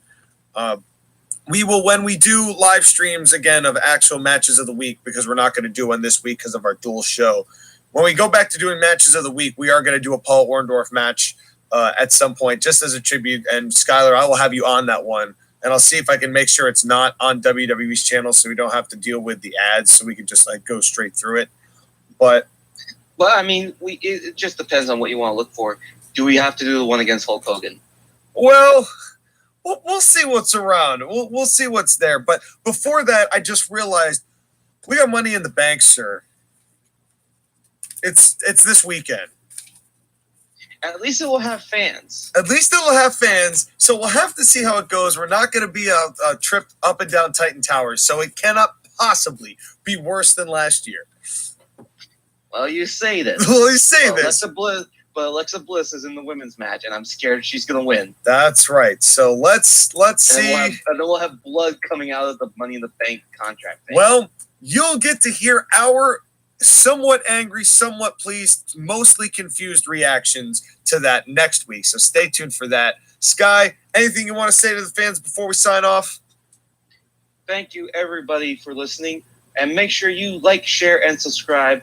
Do whatever finishing move that you appeal for to that bell button. And we will see you next time. And let us know who you're excited to see on ACPW versus NWL in the comments. We are very excited to hear who you like, what stories you like, what you don't. Leave it down there. Don't be shy. We will probably comment on it when you comment on it, unless your name is Josh again. Thank you very much for watching the show, and we will see you right after this short commercial break.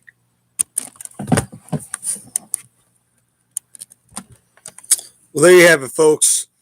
ACPW versus NWL Season 2, Episode 6. I hope you guys enjoyed the Court Martial Podcast, Episode 74 right here. Now, I know that the visuals are a little touchy. So what we're going to try to do, at least for this video, is we're going to try to re-upload it later on when we get the new software. We will re-upload this, so hopefully you'll be able to see the graphics and be caught all the way up to speed. But until then, thank you very much for watching. I'm not sure what the format's going to be like come the next episode, but we will see you then. Thank you very much, and we'll be right back right after this.